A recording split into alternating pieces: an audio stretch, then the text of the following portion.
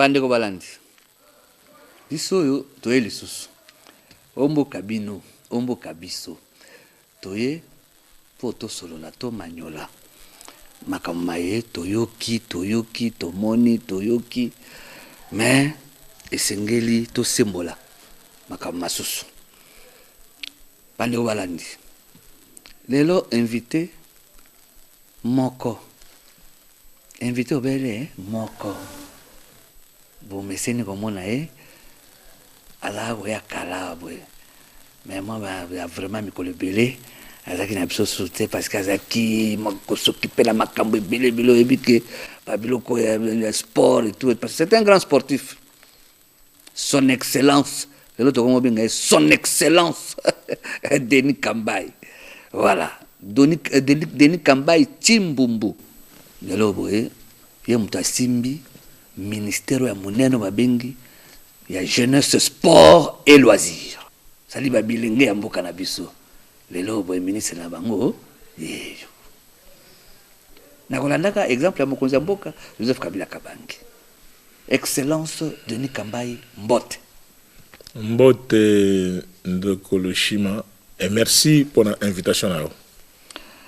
Merci mingi, invitation à bena mingi ya balandi babiso parce que tango to lansaki élément moko dernièrement to diffuser émission na moko élément moko sur l'activité na yo moko ya activité na yo ezaki double fikir n'est-ce pas parce que wana nde pena to yoki olimboli malamu na bazaki na yo balimboli likanisi malamu yo memi mo pepe malamu yo enango o babengi o yo bengi o pesi kombo ya civisme sportif.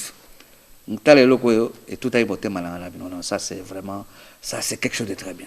Parce que comme qui, au moment d'un match, boy, ah, bah tu comme bang, match temps aussi la mobile comme ça.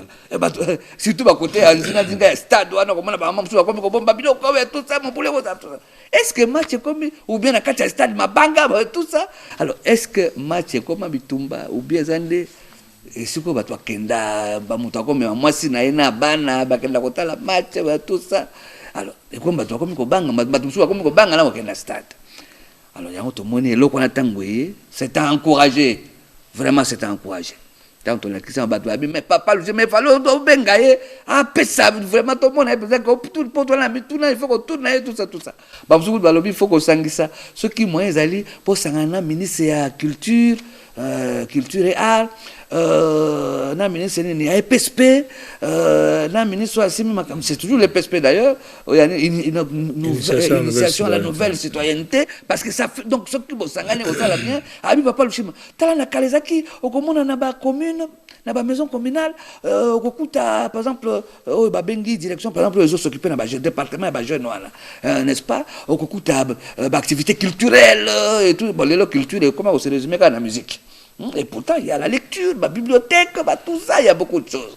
N'est-ce pas? Alors, et nous pensons que pour arriver au civisme, n'est-ce pas, sportif, au civisme d'ailleurs tout court, pour écouter la bilingue, tout ça là,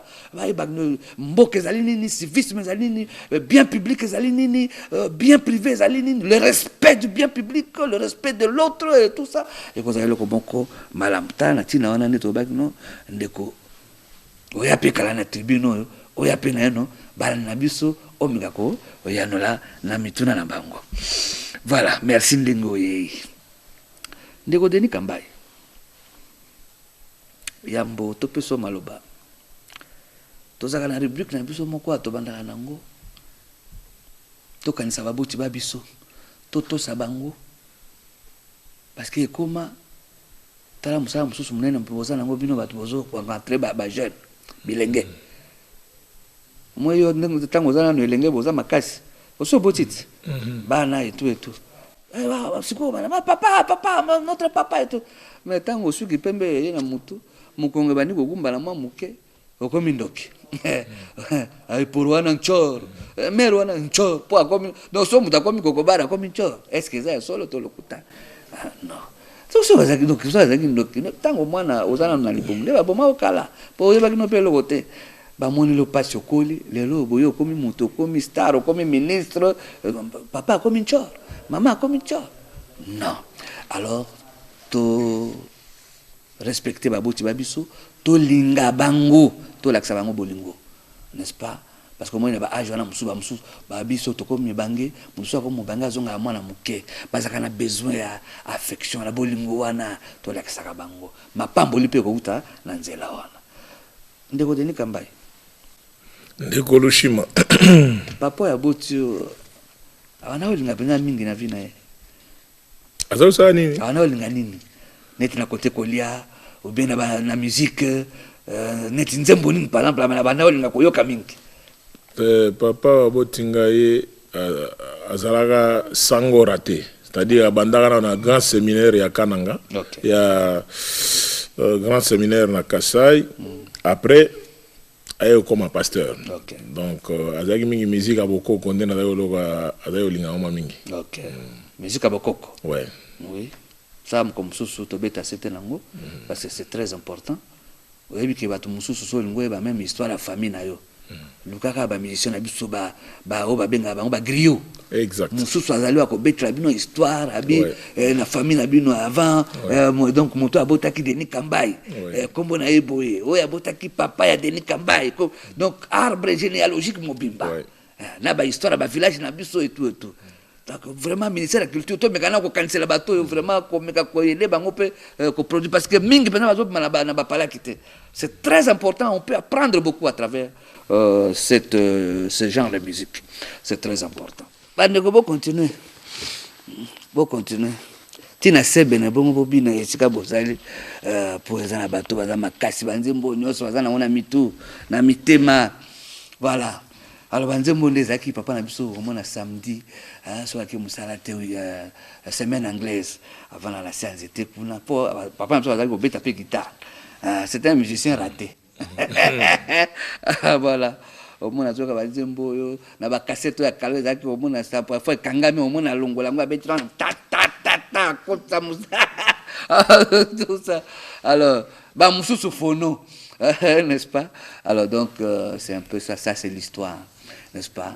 Alors donc bande koto linga ba parents na biso ba jeune to respecter baboti ka ya biso te même baboti ya baninga ya ba camarade na biso moboti nyoso bangaye to sai, n'est-ce pas?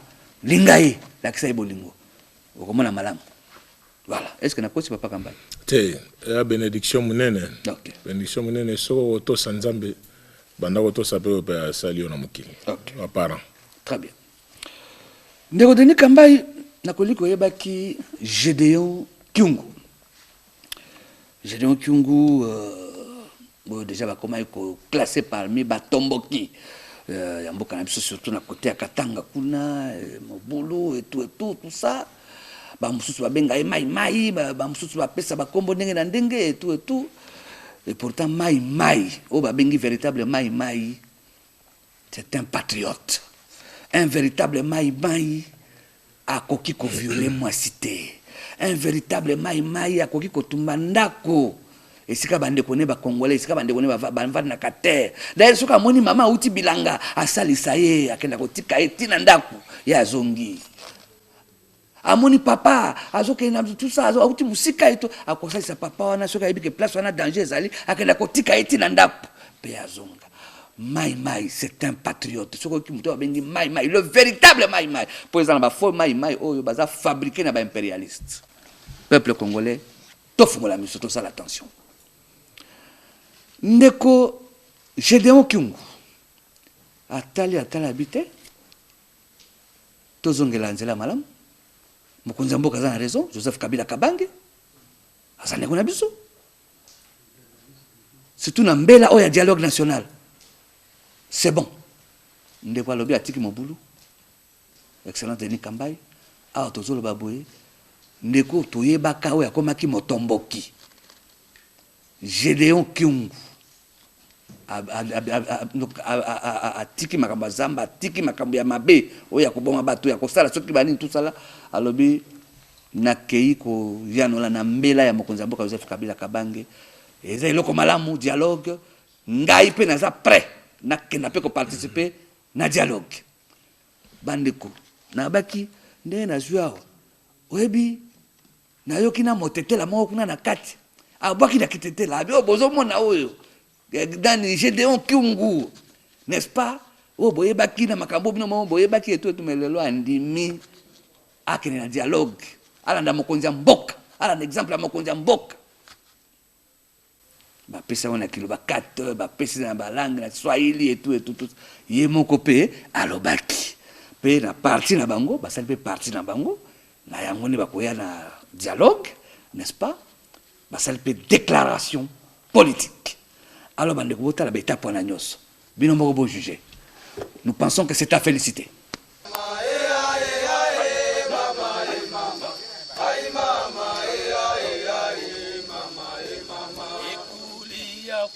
Samaki mama mama machozi kwenda na mai mama mama ai mama ai mama mama ai mama ai mama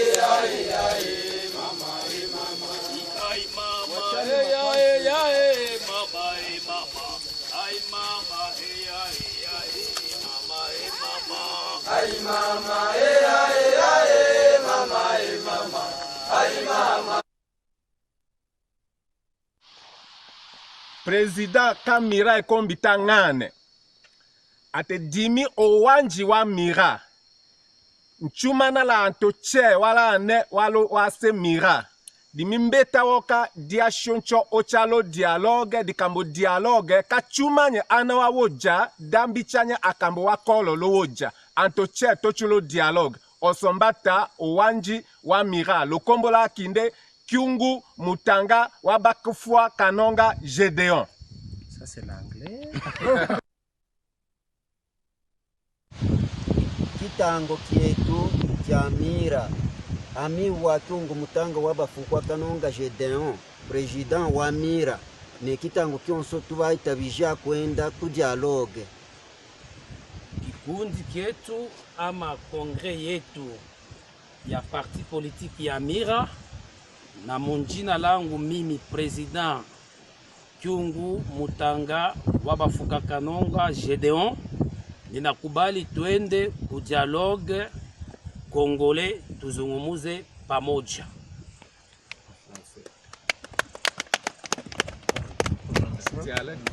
Répétez ça aussi en français. Moi, Kyungu Mutanga Gédéon, j'accepte avec tous les groupes en tant que président national de Mira, d'aller au dialogue demandé à Kinshasa.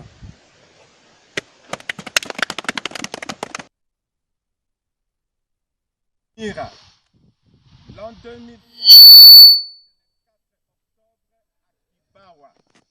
siège social de notre parti. Nous, mouvement des indépendantistes et révolutionnaires africains, Mira en sigle, vu la situation de l'air dans notre pays, avons constaté que la nation risque de passer à côté d'une autre guerre. Encourageons le dialogue entre Congolais tel que prôné par le président de la République, chef de l'État. Attirons l'attention des Congolais en général et des Katangais en particulier.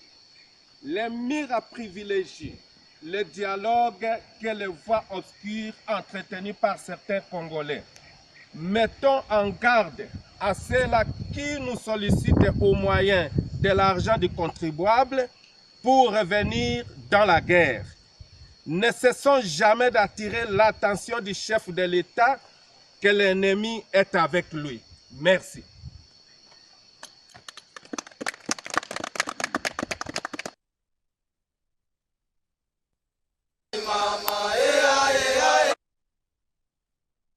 Alors tokolikia bandeko bolandi. Donc ndeko Gédéon Kyungu kombo ya mulai Mutanga wa Bafutakanonga. Voilà, les lois andimi alobi non, j'ai entendu la voix de la raison. C'est le retour au bon sentiment patriotique. Na ebité ndeko Denis Kambai. Tango landi boye sali onde. Vraiment, ils allaient français, la voix de la raison et de la responsabilité. Donc, à comprendre que en tant que Congolais, à cause de la distraité na bato babanda combat ya bango kala pour la déstabilisation en mboka oyo. Po ebele babunda te. Ba profiter peut-être de la position ya président Gédéon. Ya koloba en tant que guerrier que non baza capable ya déstabiliser. Po ebele pe bazali ko zela peut-être que non Gédéon a fait sa position mususu. Vraiment nazo encourager na lande na musika na mamule na musika position otiozoa. C'est ça la voie de la raison. Pour la période où on a Congo nyonso, pour nous dans la même direction, avec responsabilité pour nous balingi mboka oyo, c'est-à-dire tovanda, to solo na oba mindele ba benga na français, dialogue. Okay. Merci Miki. Voilà, donc coup de chapeau, l'andeko Gédéon, Kyungu, ba mususu, ceux qui ba landi exemple oyo, et kozala madame. Alors peuple congolais bo fungola miso. Félicitations à ba opposant ba nimi dialogue. Tobetellement maboko. Mawa mingi na ba oyo balingi dialogue te. Mais ba yebi ki y a un plan ya ko kata kata mboka oyo. Bande ko bosani. Bobosani que Papa Chibanda, ministre na biso affaires étrangères. Ba ke na Uganda pour la négociation avec le M23 avec délégation M23. Batala nani boye na ngambo kuna Roger Lumbala, vieux Roy. Parmi les délégués à M23, Toyoka, Papa Chibanda, Akamwaka, Abi menani na kiko kuta. Kaka Roger Lumbala zaiko chama kaela yende to kuche kuna na kati M23. Nani vice-président ya délégation M23 na Kampala. Bola na bino moko. Alors tokeba na masenginya, tokeba. Le fait que M. Roger Lumbala était assis de l'autre côté de la table et a signé le document pour le compte du M23. Alors, moi, je ne sais pas, je pense que la première interrogation qui aurait dû survenir, c'est celle de savoir, mais est-ce bien M. Roger Lumbala ou bien c'est un sosie à M. Lumbala? Parce que M. Lumbala a juré par tous les dieux qu'il n'avait rien à voir avec le M23. Hein? Bon, je suppose que tout le monde le connaît et qu'on s'est bien rendu compte que c'était lui. Donc je pense qu'au moins cette partie de la controverse a cessé d'exister. Alors, bon, écoutez, le M23 signe à travers les mandataires du M23. Pourquoi voulez-vous que moi je contribue à entretenir le flou, puisque M. Roger Lumbala s'est finalement dévoilé et qu'il est le M23, il assume son statut de M23, pourquoi voulez-vous que moi j'interdise qu'il signe pour le compte du M23? Moi je ne suis pas dans la falsification de l'histoire, je ne veux pas que le peuple congolais continue à être maintenu dans le flou. Hein? On lui raconte des histoires et on se comporte autrement. Je pense qu'il était important. Parce que quand on dit qu'il est à Kampala, certains pensent que ce sont des histoires qui sont racontées. Mais quand on l'a vu signer, et pour le compte du M23, je crois qu'il n'y a plus de doute dans la tête de personne. Alors, maintenant, on a déduit. Alors, cela veut-il dire que s'il y a accord, il va revenir à Kinshasa? Bon, écoutez, revenir à Kinshasa, je suppose qu'il reviendra à Kinshasa ou il ira n'importe où. Il ne va quand même pas rester en Ouganda. Il reviendra à Kinshasa. Mais quel sera son statut en revenant? Ça, c'est une autre question. Hein? On peut revenir à Kinshasa sous plusieurs statuts. Hein? Bon. Cependant, ce qu'il faut retenir, c'est que dans la démarche du gouvernement, nous recherchons la paix et pour cela, nous sommes prêts à aller aussi loin que possible. Mais notre démarche est éclairée par les expériences antérieures. Et nous savons que si, dans notre façon d'agir, dans les concessions que nous faisons, nous posons des actes qui peuvent être interprétés comme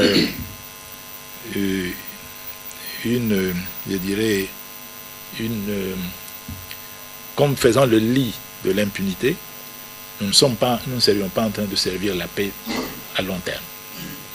Je suppose que vous avez suivi les positions du gouvernement. Ce qui est envisagé, qui est négociable, est encadré par des garde-fous. Il y a des limites que nous n'entendons pas dépasser. Par exemple, quel sens y aurait-il à accorder à la même personne l'amnistie pour une troisième fois? On vous a accordé l'amnistie une première fois. Généralement, vous l'obtenez en compensation de l'engagement à ne pas recommencer. Et bien, vous recommencez. Bon, on dit, ok, bon, ok, encore une deuxième fois. Vous recommencez. Mais vous avez détruit vous-même tout le sens de l'amnistie. L'utilité marginale d'une amnistie, dans votre cas, elle devient nulle. Donc, on n'a même pas à l'envisager pour vous. On peut en discuter pour les autres, mais pas pour vous. On n'est pas là pour nous occuper des professionnels de la rébellion. On est là pour essayer de recadrer le processus et de ramener au bercail ceux qui auraient été abusés, qui se seraient trompés, qui se seraient égarés et qui font réellement amende honorable et qui demandent qu'une deuxième chance ou une autre chance leur soit accordée. Pas aux professionnels de la rébellion. Tokolika élément oboye biango parce que toleki ça plusieurs fois. Parce que baninga basuba bandiko basusu tant mokonzi mboka zo ba dialogue bango ba sepeli batika na monologue alors wana mawa mingi et pourtant pour to tonga mboka sengai tozala na bomoko. L'union fait la force. Mokonzi mboka toujours azoloba maboko mangai mazali polele. Tabi le peuple congolais n'est pas n'importe quel peuple. Nous sommes les descendants de.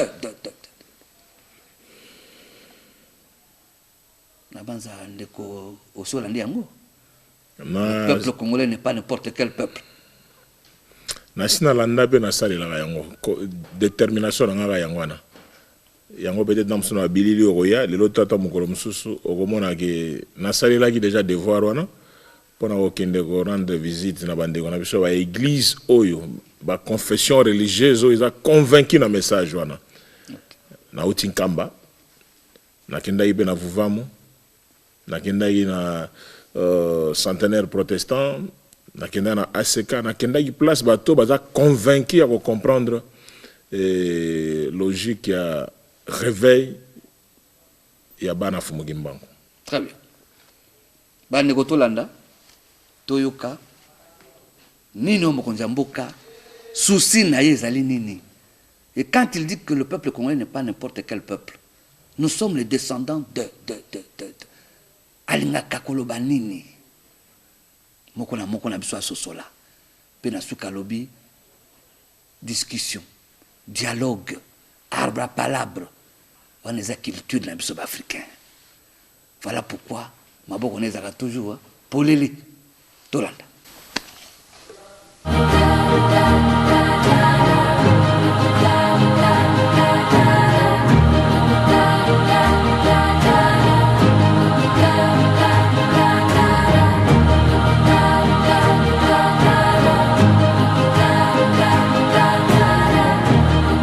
Le peuple congolais n'est pas n'importe quel peuple. Nous sommes les descendants de Béatrice Kimbavita. Nous sommes les descendants de Simon Kimbangu.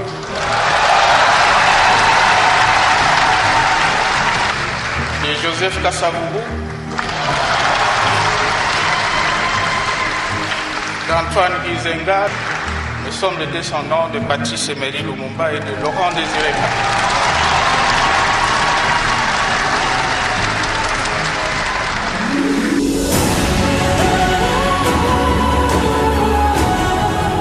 Nous avons dans ce pays une tradition de dialogue.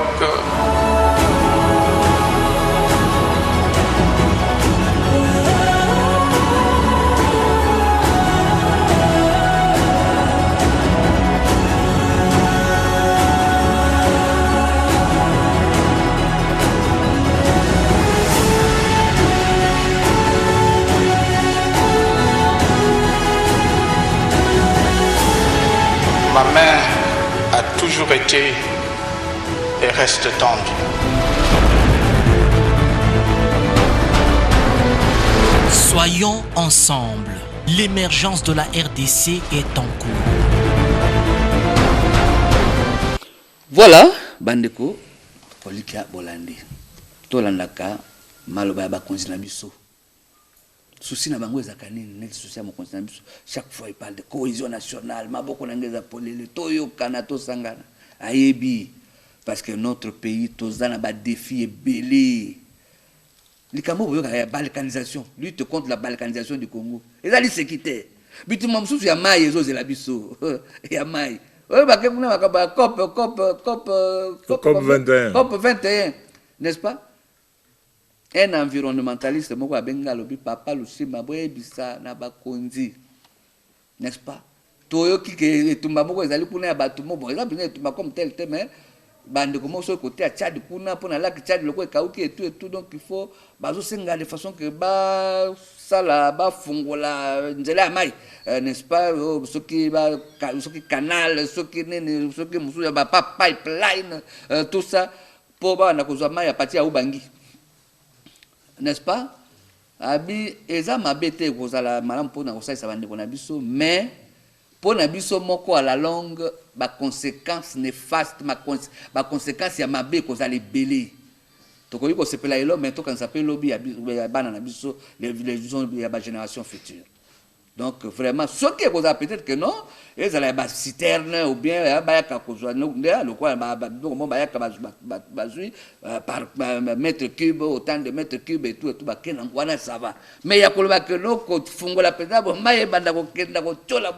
c'est très risquant pour nous cannabis. Ça, c'est un avis environnementaliste, moko, bateau, ceux qui parlent de Makambetali, Banzete, Maï, Banine, tout ça. Donc, Tokoli Kabande, comme Sunde, Tokotana Mozindo Nango. Alors, dès que vous allez mon Konzamboka, Bandeko, prophète Kimbango pour Namboka Nabiso, c'est pas pour rien, bon, excellent Denis Kambaï, ministre, Asibi, le Mambia, Bayabilengue, sport, tout ça, à Talabité, Fona Kenankam, Nouvelle-Jérusalem. Kendaki. Tokoli qui était avant la fin de cette émission, Tokoli va payer élément. Pour l'année de Kendaki. Pour l'année de Singeli, tu reconnaître le prophète Simon Kimbang. 30 ans de prison. 120 coups de fouet par jour. Fois 2. À quoi pour Nabiso, pour Namboka. La sorte de reconnaître était Mawatro. Alors, bandeko boyoka, témoignage déjà bandeko musu basala avant. Balanganze monabiso, Kofi Olomide, Papa Wemba.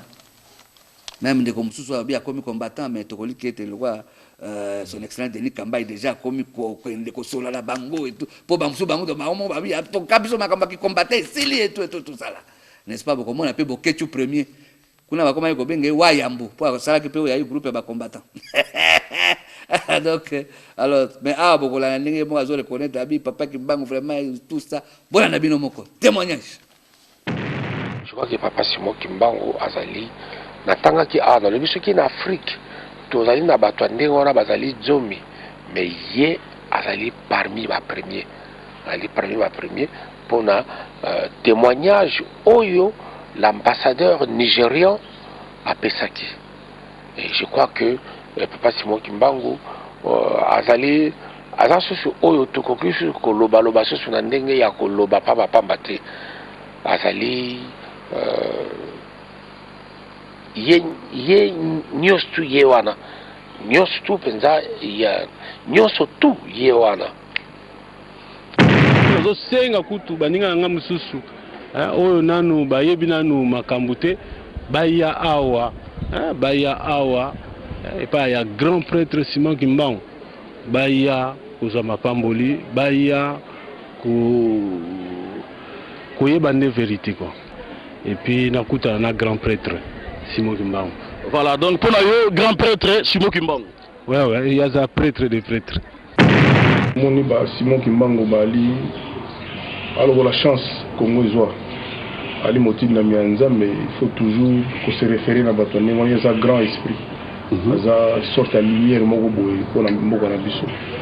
Donc on a évité ce qu'on a expliqué que les gars mais moto tout na c'est on a le boy à comprendre quoi. Donc il faut se référer toujours à la légende toza ba Simon Kimbangu na baza mingi te na Congo donc eza pinane na lobaki chance oyo tozwa ke tozala ba compatriotes na ye peuple congolais si tozongi na se ya fumu Simon Kimbangu te papa molimo mosantu na biso te mobikisi ya peuple congolais bo reconnaître naza ko bana bino bo reconnaître botika ba église wana ngana ko bana ndenge na ngai en tout cas oya ko bouder papa Simon Kimbangu azali ndoki obiye mtasola bandoki bilamba to obiye mtasola asokola bandoki bilamba oya ko bouder histoire wana azali ndoki ou bien sokali ndoki te donc asokola ka bandoki bilamba pour d'après ngana yebike sur le episode comme le ndenge mboka no sefana na kimi toujours indépendance et pour Simon Kimbangu pour ya kufi pona mabena biso ndenge iza kufa pona na mabena biso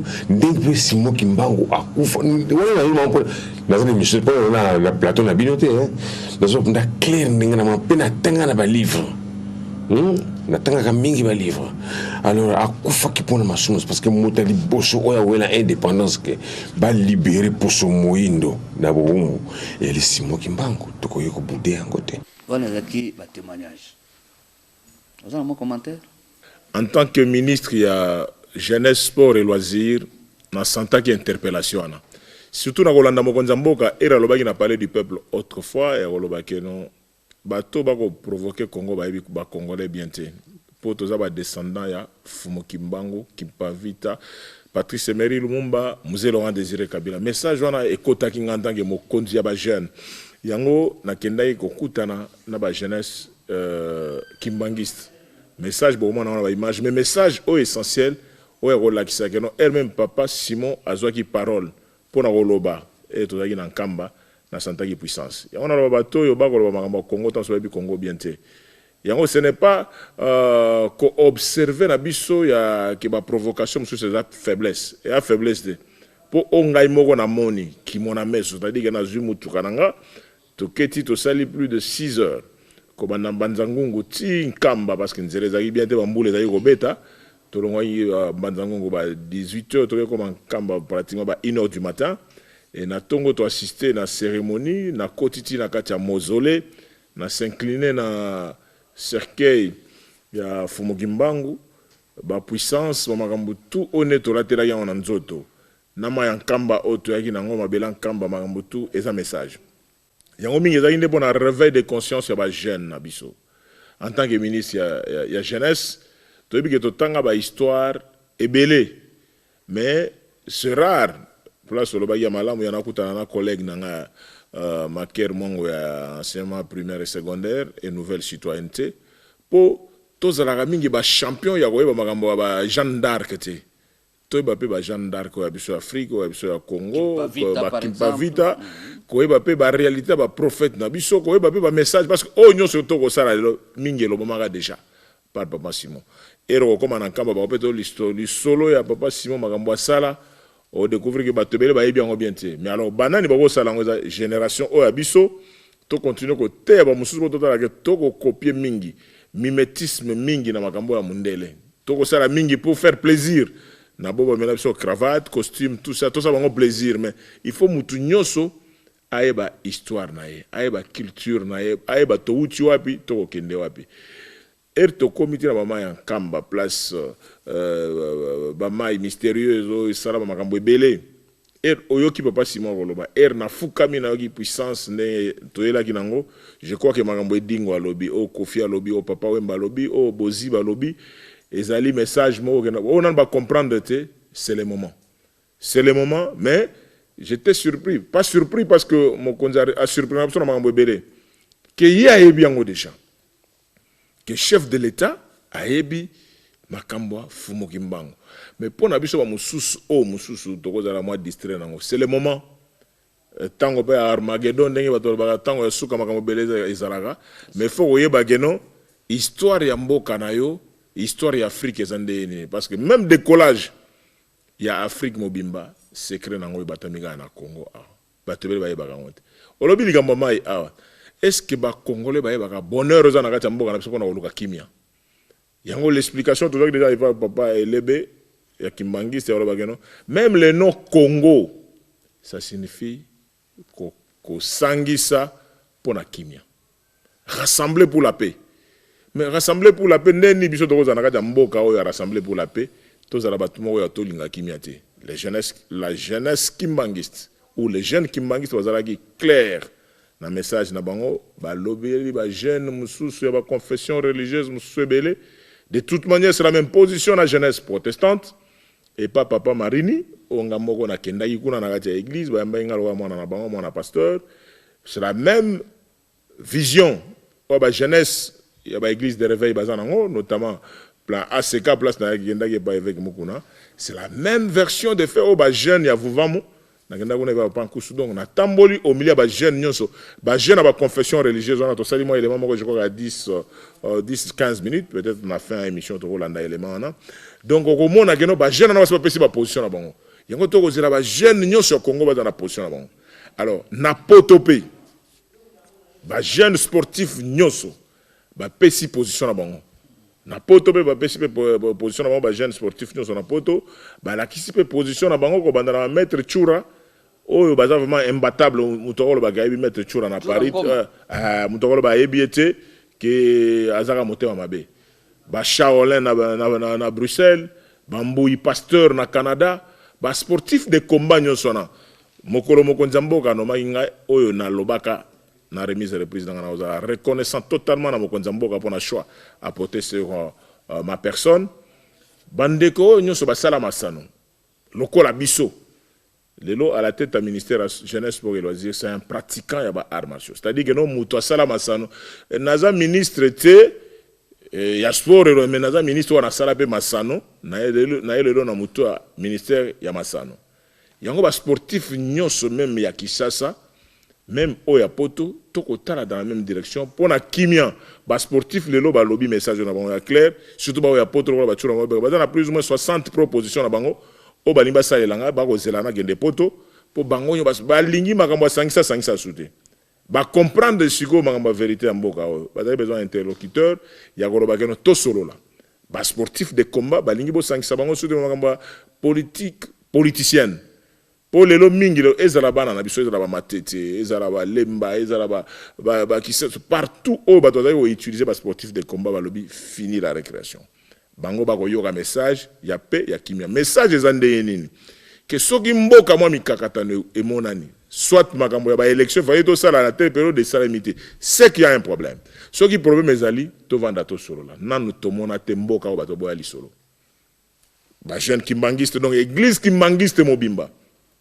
Message ezali ba pesi position na presque ba église nyoso confessionnelle ya mboka na biso o balingi kimia ba pesi position na bango yango na kacho malobate excellence Denis Kambai loko lobi kendeki na ba église et tout tozwana no étape René Ngwangu étape ya Vovam parce que kuna pe okendeki exact na yebi loko ndenge wana papa nkusu asepelaki nango mingi tango lobi civisme sportif yambo nanu tozwa descente na yo na Vovam kuna likaniso euti wapi pona nini civisme sportif parce que bato ba yebinga ba yebi nazali vice président ya club moko ya munene ya mboka na biso erto kende stade et que ça n'a pas parce que ngai en tant que compétiteur na ebikeno mututu oyo avant abunda era tara bato basala masanote ba koye bangote na bane bela ba sportif l'entourage nanga ero kotala drapeau ekopepa okoyoka hymne national ekobeta nzembo ya mboka no ekobeta oyoka ka soki oza vraiment mwana mboka okoyoka neti nzoto na yo neti biloko moko ekosala na nzoto okoyoka kaka chair de peau oyoka kaka puissance moko ko matisa yo par rapport à concentration aux anango pose à la champion il faut que la concentration on habité balé kinanga bande konanga biso so batokenda stade potolonga tozala kana concentration na soki drapeau na biso ekomata na ba milieu sportif na ebike bato tuna yeme nouvelle citoyenneté ndeko maker au sala yango mais c'est vrai gouvernement ezali une équipe auto na capitaine Abisso, le premier ministre, na coach Abisso, le président de la République. Donc na kati équipe, tu as ba compartiment. na makambo etali stade lokola na yebi yango très bien na lobi likambo liboso ngona na civisme sportif toto sa drapeau ya mboka omoni cravate olati wana ezali message munene donc omemi Congo na nzoto. Merci. Omemi Congo na nzoto c'est un symbole oyo ba nyuso ba yebi ata na bureau ata na mutuka ata na ndako ke elembo wana okomona yango eza message munene pona patriotisme na défense ya patrie ya mboka na biso yango to lobi ke likambo liboso civisme sportif yango ya mibale toto sakoyemba hymne national et cause anormal te lelo kino hymne national otokobenga hymne national eza ko kanisa est toyoka kama lobeza kana kata hymne national na ba stade na ba milieu public na ba milieu ba sportif na lingana la musaba po ba kanisa yango ya misato ya motuya eza ya ko tangisa ba sportif nyoso oba olandanga nena lobaka ngata eza na double fikine que mboka na biso tozana ba institution mine institution ya liboso bato mususu bakoma kobenga ngo présidence de la république te eza présidence de la république te institution ezali moto mobimba président de la république donc institution numéro 1 ya mboka na biso donc présidence te présidence te mais président de la république il faut bato bayeba po ebele omona bato ata na bao batanga te okoyoka institution ya mboka na biso présidence de la république institution parce que yende biso tout au moins élection en mboka na biso c'est-à-dire que ba congolais nyoso plus de 70 millions ba congolais ba ko participer pour na pona mutu moko abima symbole ya mboka est-ce que institution na to ko manquer respect na institution na yanga na lobi na ko loba pona ba congolais nyoso te misusu ba kolanda biso par rapport ya ba télévision ne to ko loba menana s'attaquer mingi na secteur yangai ba sportif. Toyeba que nous respecter l'institution en Boga en commençant par l'institution numéro 1, président de la République. Institution Yami Balé. Pour nous avoir moi confusion, ils appellent civisme, civisme sportif que Batoubaye non Assemblée nationale yango moko eza institution te mende parlement. Assemblée nationale ezali chambre mususu ezali Sénat yango mibale nde osala institution yango nde osala institution mibale to kobenga parlement. Pourquoi institution est dans la deuxième position? Parce que ba oba okende kuna pe baza ba représentant obiso toponi. C'est-à-dire que biso tout ba congolais le roi dans un régime moko populaire te ya koloba keno biso tout somo konzanga tout na likambo tokene na stade de martyrs mutra muta komo loba te toponi ba oya biso les meilleurs d'entre nous 500 totindi bango en Assemblée nationale, plus ou moins 100 totindi bango en Sénat. C'est-à-dire le meilleur de Congolais au Bazali. À part le meilleur des meilleurs, le numéro 1 de la République, le président, toyoko pona ba meilleur muso na niveau landeli parlement. Na katia parlement de ba bimisa institution mususu otoko benga gouvernement parce que parlement lo baza ebele. Bako salaka makamunyo sombala mote. Il faut misa équipe moko ya mokia niveau maintenant à 10% moko boye. Moi ba 50, moi ba 30 pour exécuter makambo ekouta na parlement. Troisième institution, gouvernement central obina kati obso tozali. Institution mususu ezageno tokoyi kotika ba institution o misa tozali kolo etambolaka na volonté na ngote. Il faut etosaka mibeko ya mboka, mibeko obso moko to mizoli na parlement, to ko exécuter na gouvernement. Soki totosi ngote cours et tribunaux ebimi. Ba cours et tribunaux quatrième institution. Société civilisée nyoso ils ont une institution na pona kotambusa mboka. Alors il fallait na tangisa ba sportif yango to banda na double fikine pona kote ya bango soki basi ba comprendre makamwana le reste est cosa normal. Le reste est cosa nini lutte contre la violence. Voilà. Na kati ba stade. Et yana outi koloba yango awa. Na mona ki bande comme ça ba journaliste bandam susu bon ça dépend parce que mboka na démocratie les pays les plus démocratiques il y a Afrique centrale à Mobimba, il y a RDC. Les pays les plus République démocratique du Congo, il y a Torobakangote Kaka pour un commentaire. Na tambola presque Afrique Mobimba, place démocratie, au-delà même il y a démocratie. Au-delà même il y a démocratie, je sais de quoi je parle. Pour na tambola na bamboka mususu fingi mokonzi ya mboka okoma nanda kote obanda d'abord ko finga nde ko kanisa ne bamboka mususu nyoso ne fiske ko vanda ko kanisa nde na mona ba mususu ba télévision wana oh monsieur Habité, bon, démocratie, on peut ton dimanche, mais oh, il y a comment on s'occupe de la démocratie. T'es un poète, moko bakwanono akufa. Bakwanono na écurie maloba kuna pas mutombo bichi pe akenda araignée noire. Vraiment, les angela biso banso. Tobo sana bangote. Bakwanono a sala poème moko intitulé Démocratinose. C'est-à-dire maladie à la démocratie. Donc ça c'est démocratie mais comme maladie nango.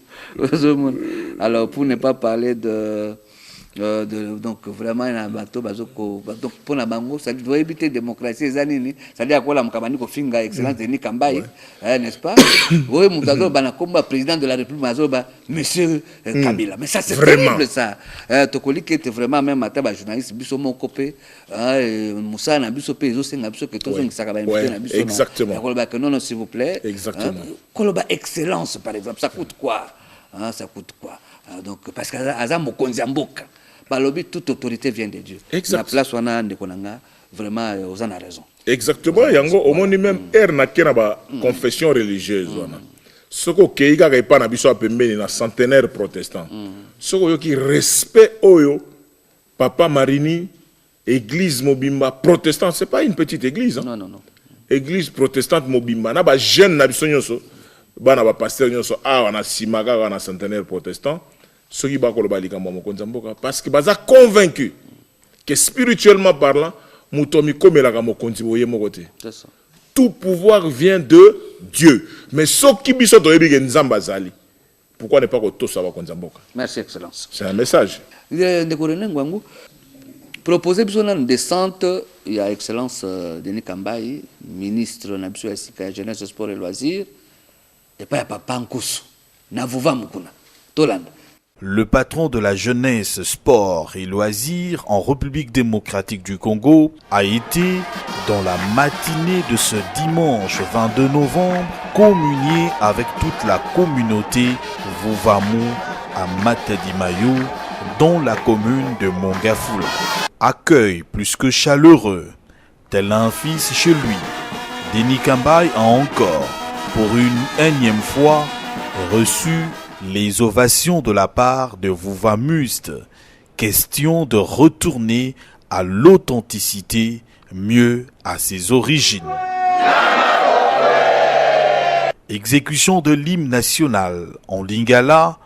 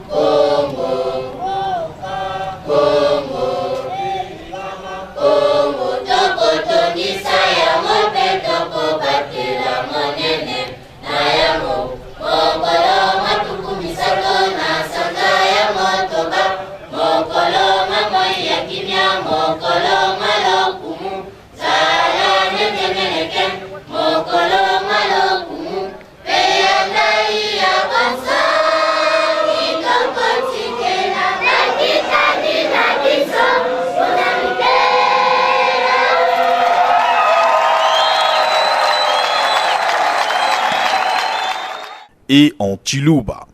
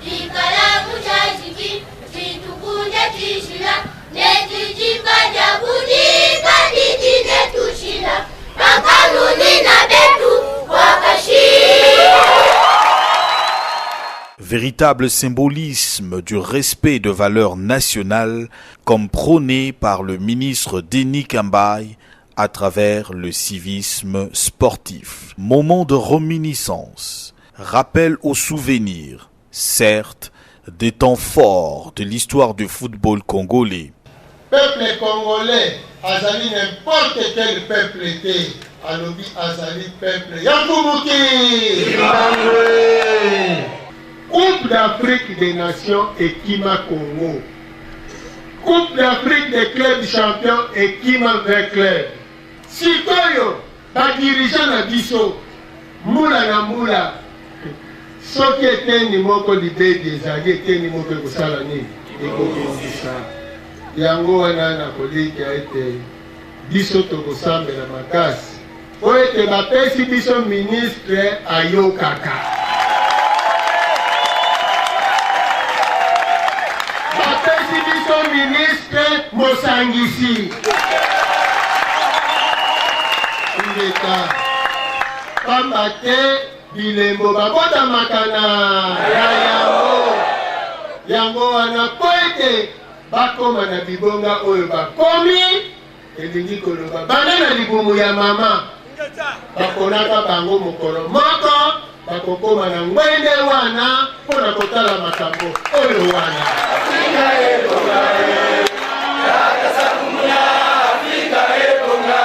Non sans laisser de cœur espérer dans le calendre grec que seul Denis Kambaye a le devoir de corriger au regard de prérogatives qui sont les siennes, les erreurs du passé et remettre le pendule à l'heure pour replonger le pays dans l'euphorie des années 68 et 74.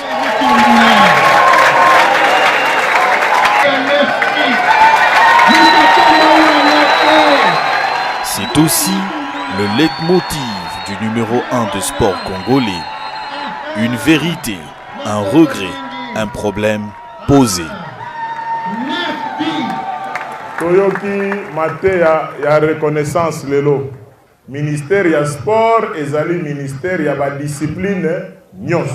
Ba champion na biso ba kolela. Eza pe kolela neti ba Adel Kamanga, ba champion d'Afrique pe ba bima pe na basket ba kolela. C'est-à-dire ndenge tokocha ba discipline ya football, tokocha pe ba champion pe ya basket, ba champion ba discipline nyonso de sorte que to me kosala réception moko ya munene. Tozana makoki ya kofuta ba nyongo na bino te par rapport à ba montant ndenge ezaki mobiliser, mais tokozo engagement to sala ne fiskata symbole. To fongola mitema, soki mitema na bino ezako yima nyonso tokosala pamba. Lelo ndaye mutumbula mirage banda kanga chiffre 9 wana mutu akomaka niveau wana banda ndaye akanga 9 na ye wana ti lelo babeta bayekini babeta eri yekini akomiso na CB7 bido alinga egale ndaye wana asukelika wana donc mutu nana akoma na niveau ya ndaye mutumbula te ti lelo nayebi ke boza na pasi mitema eza ya kozoka ebele eza ya kolobama mais bon pesa biso mwa temps na mabondele na bino nyonso na bandi tokomeka kosala ce qui est essentiel.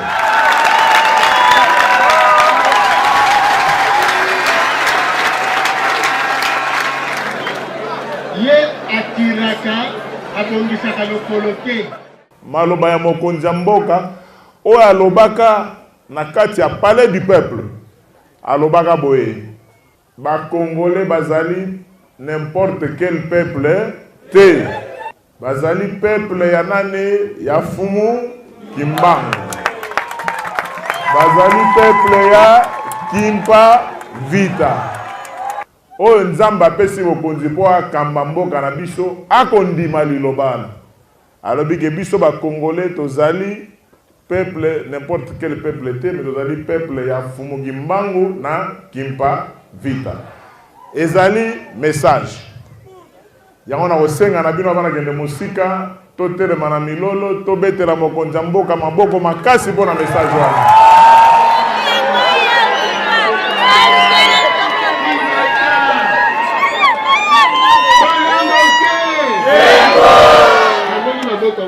C'est bon qui du Congo pédia.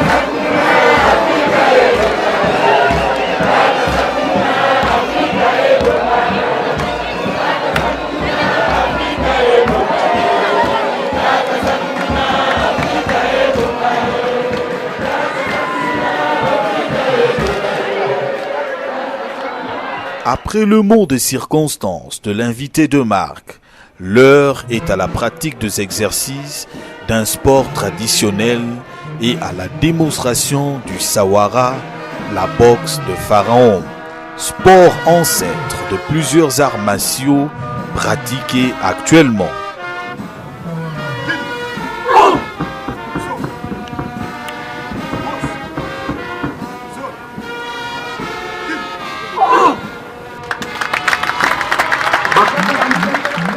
Hospitalité légendaire africaine oblige. Les jeunes fidèles de Vuvamo ont remis à leur aîné, le ministre Denis Kambaye Chimbombo, un précieux cadeau significatif constitué d'un sac de manioc, d'un régime de bananes et d'un bouc.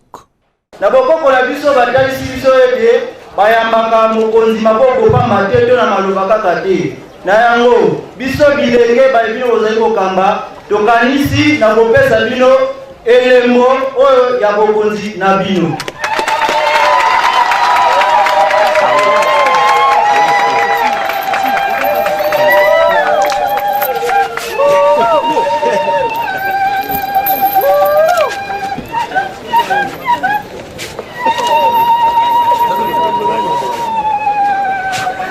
Le main event, l'acte le plus porteur de sens, était l'offre du grand portrait du prophète Simon Kimbangu au ministre Kambaye par toute la communauté Vuvamo.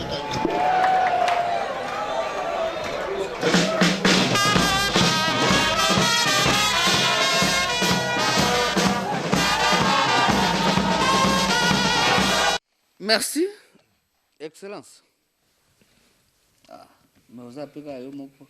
C'est que sportif base à la tana simana auto colique na plateau ya émission ami balé to ça la base à la on a pour beta maboko peut-être to beta kabi ko balé. Vraiment c'est ouais. Ça c'est formidable. Ouais bien loko makambo belé lo ba mwana ya mutuya. Mais c'est quoi loko mususu yo? Et zongisinga na souvenir moko, ça fait des années. Nazaka invité na Congo Brazzaville. Il y avait là-bas l'organisation des premières journées, première au pluriel, première journée Tchèque Anta Diop. Et c'est un professeur, c'est un philosophe camerounais. Comme on a dit, Yété, professeur Yété. Professeur, donc je dirais qu'il était licencié, licencié en philosophie africaine. Mais Aboya copé sa cour. Abi a quoi enseigner parce qu'il devait enseigner la philosophie africaine. Abi a proposé un salaire, Abi je n'enseignerai pas. Batoune pourquoi? Abi je refuse d'enseigner des faussetés à la jeunesse africaine. Je risque de le payer un jour ou de le faire payer à mes enfants. Abi, mais pourquoi? Vraiment, on ne comprend pas très bien. Abi, mais vous savez, est-ce que vous voyez que les pharaons, les pharaons étaient des noirs. C'est la première fois que j'ai appris ça. Parce que nous étions là, il y avait des Gabonais, des Camerounais et tout ça. Abi, les pharaons étaient des noirs. Peuple congolais, peuple africain, c'est très important. même karaté, boxe, judo, tout.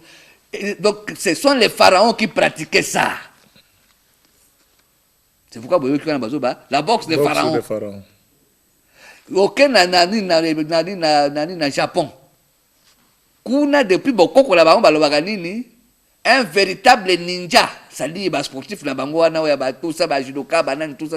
Un véritable ninja doit porter du sang noir dans ses veines.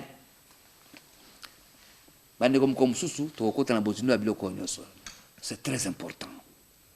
Histoire na biso ba africain, histoire na biso ba indo, ba déforma yango, ba bebisa makambo belé. Même origine, il y a maman Marie, maman na Yesu. Pour la ligne, tant que boma Yesu, akima na mwa ane wapi. To sosolo. Moïse, komba Moïse boyo kakawa na uti wapi? Na Masa. Na kihébreu ba tia Moshe. Na français Moïse. Na anglais Moses. Bandeko, to miyebite. Alors, politicien africain, politicien congolais, au lieu que les sakatana koswa na tala, tina bakonzambo koswa, tozomona bakonzambo kazoba, toyokana tosa parce que tozana bituma makasi. Balingi po toyeba vérité te. Parce que moto a miyebite, oyebi siko utite. Okoyeba ndenge nesika yo komi, okoyeba ndenge nesika sengeli okenda. Excellence. C'est très important. Alors, mokomsuto okota na bozindo ya biloko nyonso. Ndeko rene ngwangu, toke siko na double fikine, po bato comprendre tina ya po na nini civisme sportif. Paris gagné en tout cas pour le ministre de la Jeunesse, Sport et Loisirs, Denis Kambaï Chimbumbo, dans le cadre du grand rassemblement de jeunes qu'il a tenu du samedi 24 au dimanche 25 octobre 2015 à l'esplanade de la Foire internationale de Kinshasa, Fikine. Un grand rassemblement de jeunes dénommé Double Fikine. Samedi comme dimanche, l'esplanade de la Fikine a refusé du monde. Plus de 22 000 jeunes sportifs de toutes les disciplines sportives confondues ont envahi l'esplanade de la Fikine, archicombe comme un œuf.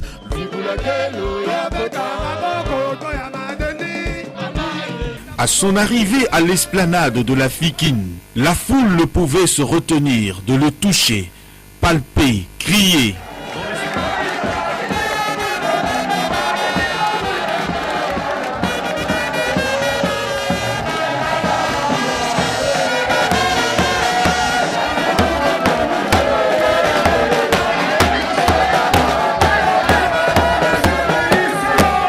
Dans le speech du patron de la jeunesse, sport et loisirs de la République démocratique du Congo, un seul message: le respect du drapeau, de l'hymne national et de toutes les institutions de la République démocratique du Congo. Une notion de civisme qui adhère le jeune Kinois à la nouvelle citoyenneté. Toko bengango autrement nouvelle citoyenneté, mais toko beta lisolo boy. Que toko kota na kati ya ba stade.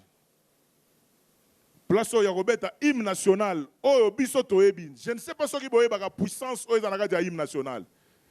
Er toyebi sakaba na geno esprit ya liboso ya ngwana mili moela tayo ondima ki congolais.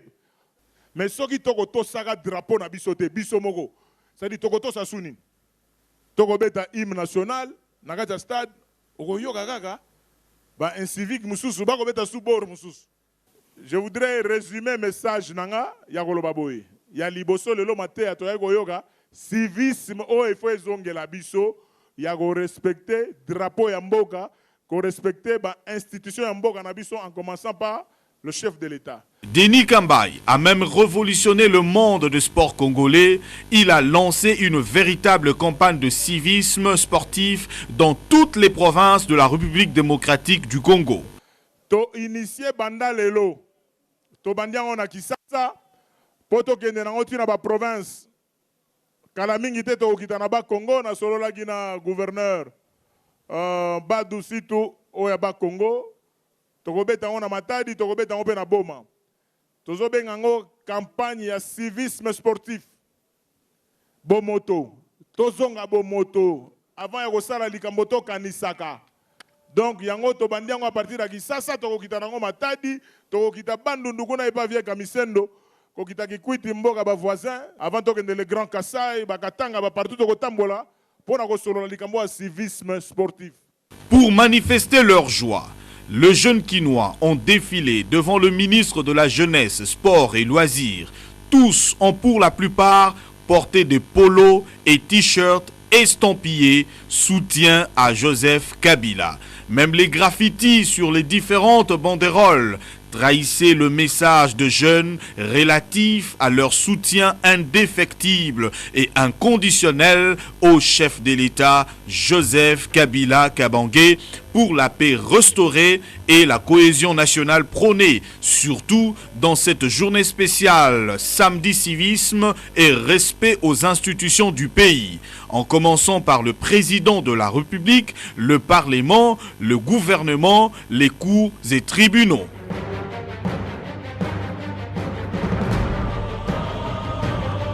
Pour le dimanche 25 octobre, une journée consacrée aux organisations socio-culturelles de la République démocratique du Congo, tout comme le samedi 24 octobre, elles ont toutes répondu favorablement et envahi à leur tour l'esplanade de la Fikine. L'on a remarqué la présence des fils du Grand Kassai élevés au rang de conseillers principaux et conseillers du chef de l'État, ainsi que de ministres et vice-ministres du gouvernement central. C'est le cas de Franklin Chamala, l'un de 10 fils du Grand Kassai, élevé au rang du vice-ministre au plan dans le gouvernement Matata. L'on a également observé la présence très remarquée de chefs coutumiers de la ville-province de Kinshasa venus soutenir l'initiative de leur fils Denis Kambai Chimbumbu, natif de Kinshasa. Le représentant de l'espace culturel congolais, présent à ce grand rassemblement, ont conféré le pouvoir au ministre Denis Kambai à travers la remise des animaux et autres objets symboliques de pouvoir ancestraux.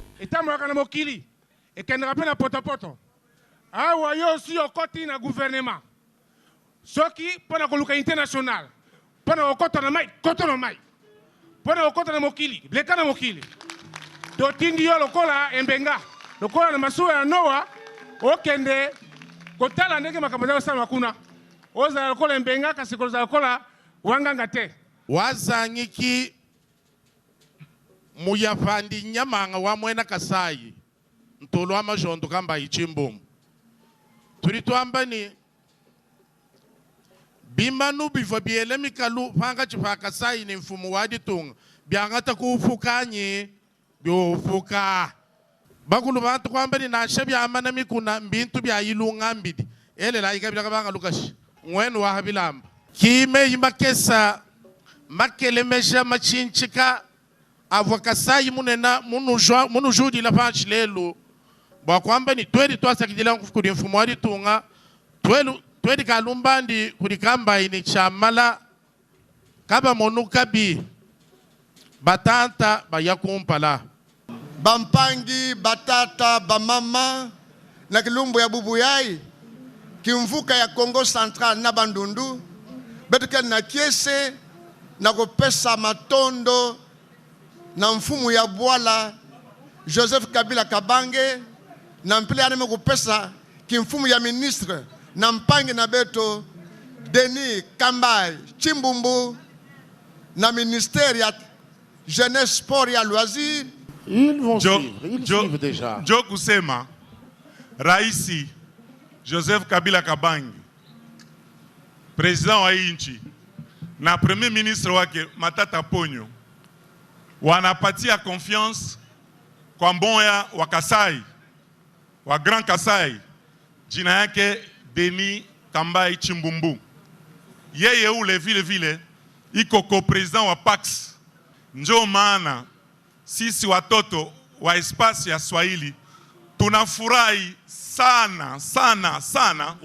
Jamais dans l'histoire du ministère de la Jeunesse, Sport et Loisirs congolais, aucun ministre de tutelle n'a réussi à mobiliser plus de 22 000 jeunes pour leur parler du civisme et du patriotisme, comme vient de le faire Denis Kambaï Chimbumbu, et également réuni toutes les communautés culturelles de la République démocratique du Congo à la foire internationale de Kinshasa. C'est là du samedi 24 au dimanche 25 octobre 2015. Voilà, on peut encore applaudir parce que vraiment ça c'est... vraiment... Combien de jeunes? Plus de 20 000. Et cela pendant 2 jours. Ezagi engouement. Oui, problème autour de Papa Lushima, il y a problème de communication. C'est-à-dire que non, il y a une explication. Il y a un langage na yo alinga yoga. Oui, jeune a rolingate et rosolo bela ozo baleti ozo sa lo sambo te ba papa te alinga sentir que non. Et rolo bana sentir que non milimo ezo bouger. Voilà.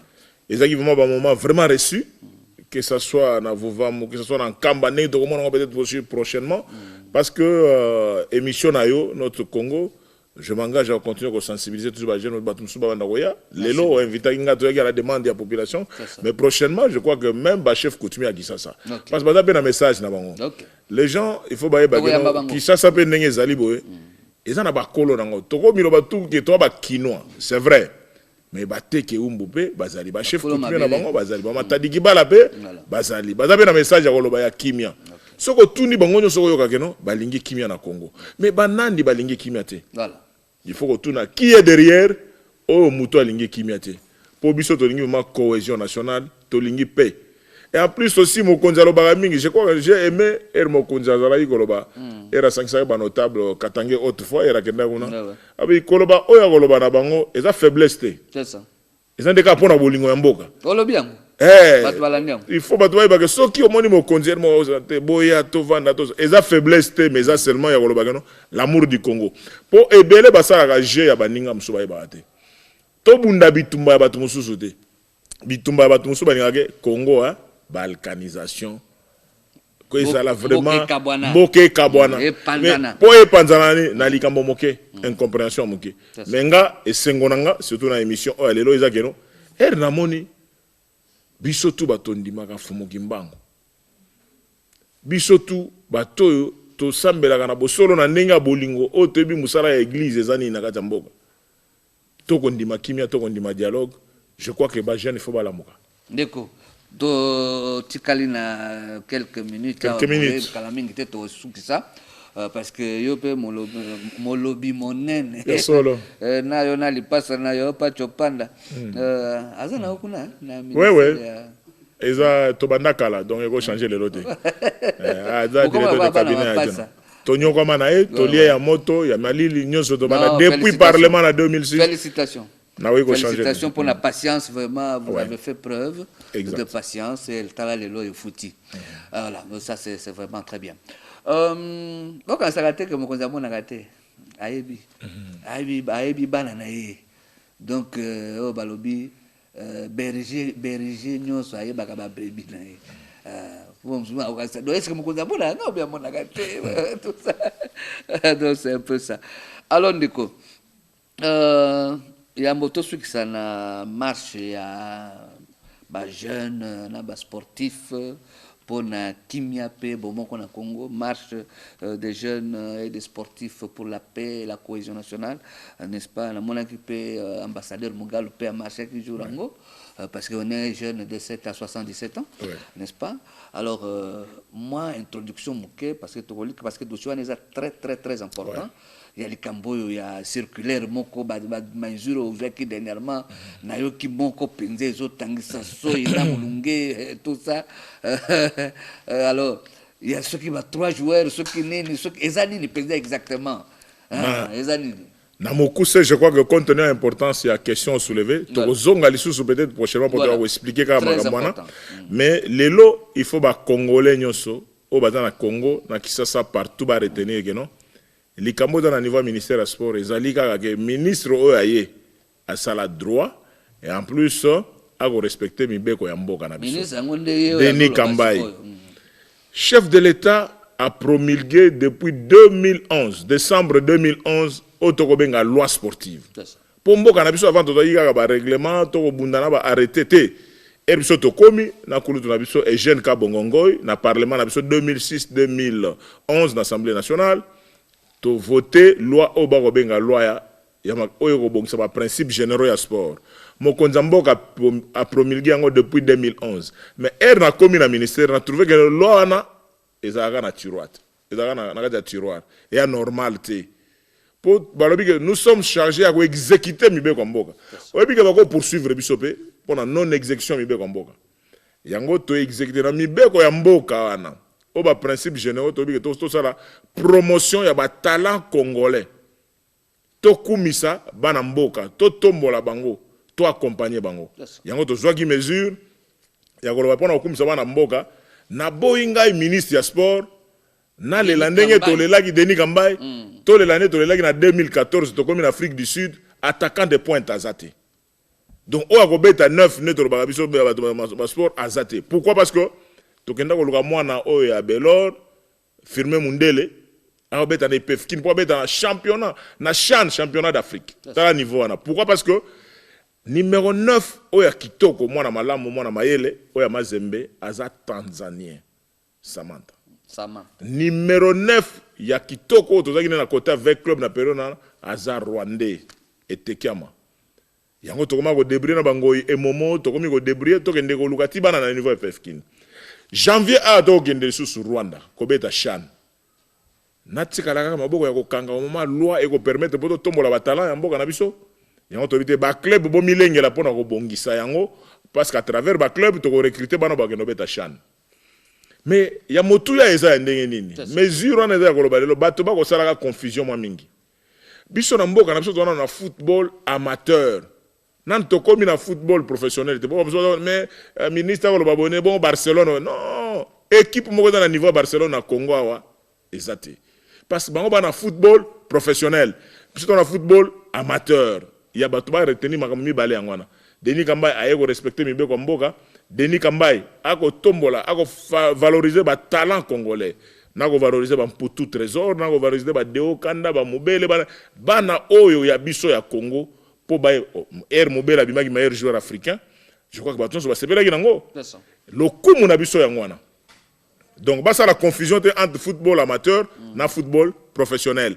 En plus auto le bien to violer disposition à ta mon côté.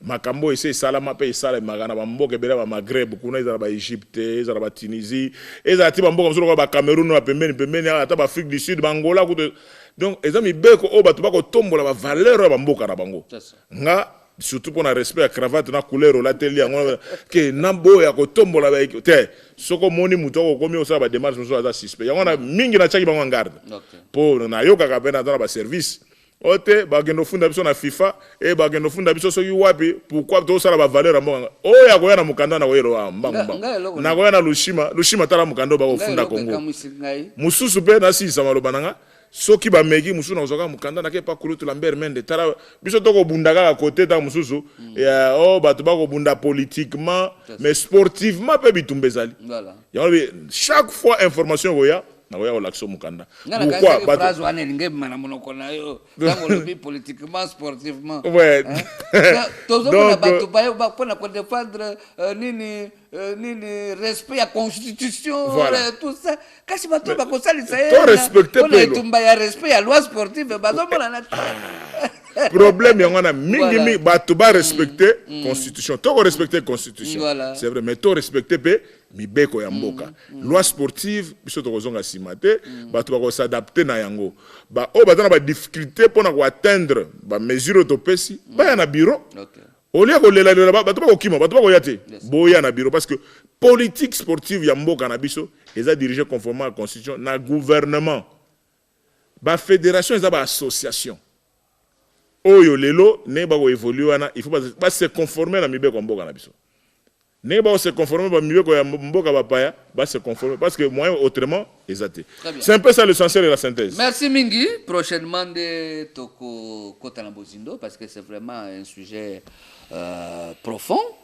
qui intéresse notre pays, c'est très important. Tu comprendre que l'équipe n'a pas mboka, net joueurs, tango tout ça là, même la communauté na bango basoya kotala bango na stade, balati ba drapeau ya bamboka na bango, mais comment que vraiment ça c'est terrible ça.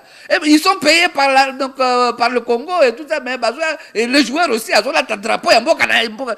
Vraiment ça c'est alors biloko c'est toko ni mangote. Ok, alors tokosuki sa René Ngwangu na marche oyo ndekwa initiaki ezaki marche mo kitoko ndeko Denis Kambai. C'est une foule monstrueuse qu'on a aperçue le samedi 14 novembre dernier lors de la marche de paix et de cohésion nationale organisée par le ministre de la Jeunesse, Sport et Loisirs, Denis Kambai Tshimboum.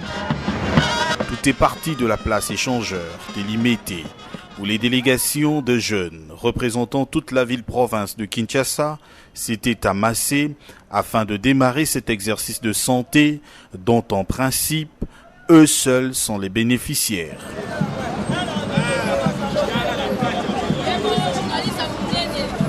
De la 17e rue dans la commune de Limete, d'où est partie la marche, jusqu'à la place du cinquantenaire dans la commune de Kasavubu, son point de chute, en passant par le boulevard Lumumba. Le boulevard Sendui,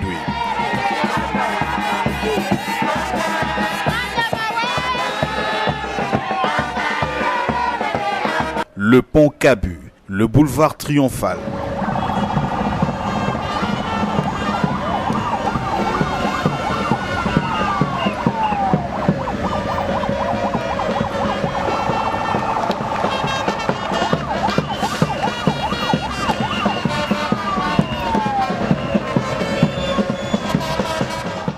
on a vu de participants épanouis, gais, souriants, forts, fiers de prendre part à cette activité. Joseph Kabila Kabange, mon son excellence Denis Kambai, le véritable ministre, l'homme de la jeunesse.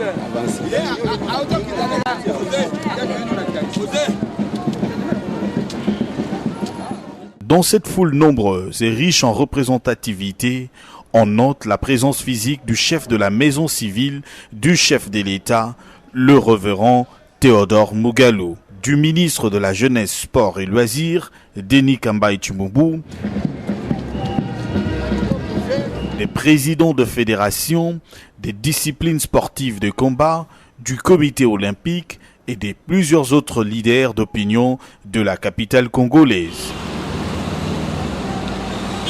Banderole en main, les marcheurs étaient à la hauteur du message pacifique qu'ils véhiculaient.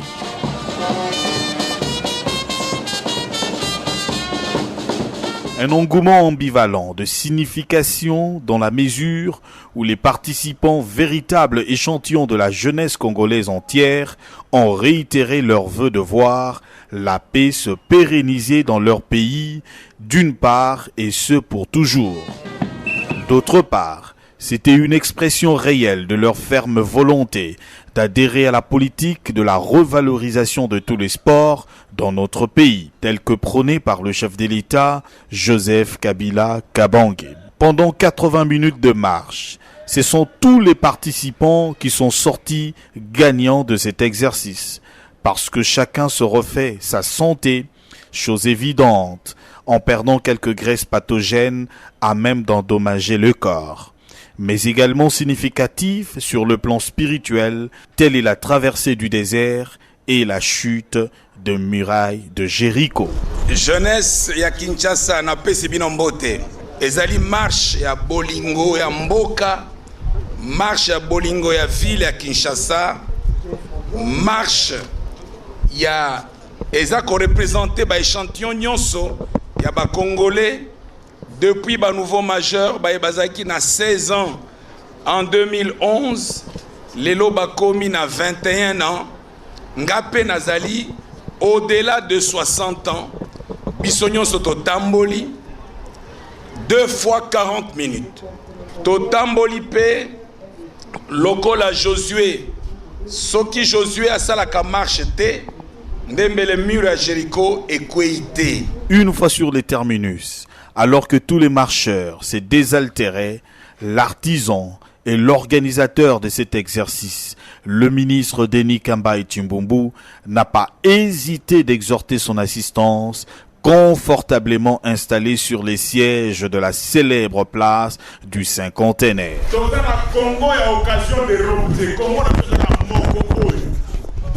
Nous n'avons que ce seul Congo au Abisso. Batubako sabisoté, Badokolomi subako sabisoté. Yango bomoni marche à l'élo et une marche mogo particulière. Oh et ça l'est essentiellement quand on a jeune, on sportif de combat. L'homme du terrain a insisté sur le civisme sportif, la discipline, la paix et le respect des institutions de la République. Kinshasa pour la paix, Tondimiango. Na ebisaki bino importance ya hymne national eza molimo. Eza concentration ya mutu akota la mboka na eko kende nini. Vraiment tosala ke fort attention ko yebi ko yemba ngo bien te landanga nde muninga ko yemba pembeni mais ko respecter ba paragraphe tout ndenge ezali. C'est dans une ambiance bon enfant et dans la totale discipline, telle que recommandée par le patron de sport congolais, que s'est clôturée cette riche et inédite journée de marche. Ok, merci Mingi, Ndeko Denis Kambaï. Merci. Phrase moka pour Nasuka. Na remercier mais encourager l'émission na yo. Prochainement ba image monsieur Ezali surtout ba sportif de combat. Oya poto to benga ba combattant, ba vrai combattant, c'est-à-dire ba o ba bundaga, o ba bunda.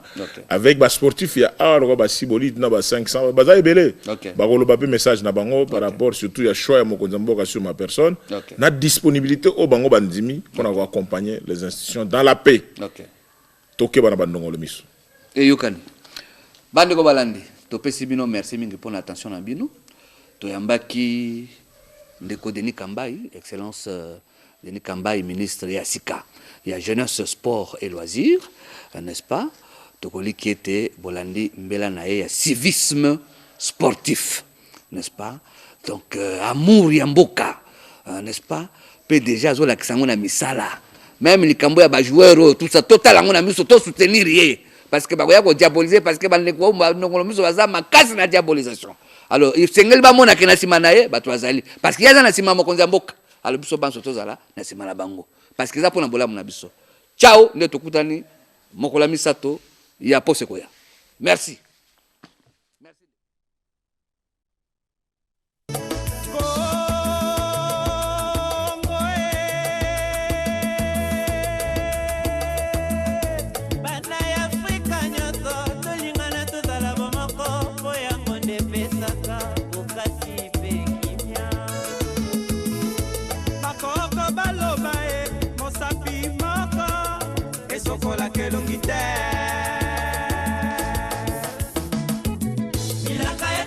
Sepela bakoko bazongi nyonso ezongi umukimbango azongi mibeko pe ezongi mama kipa azongi na oyo nyonso tomoni umukimbango profete na mabele ya Kongo na mabele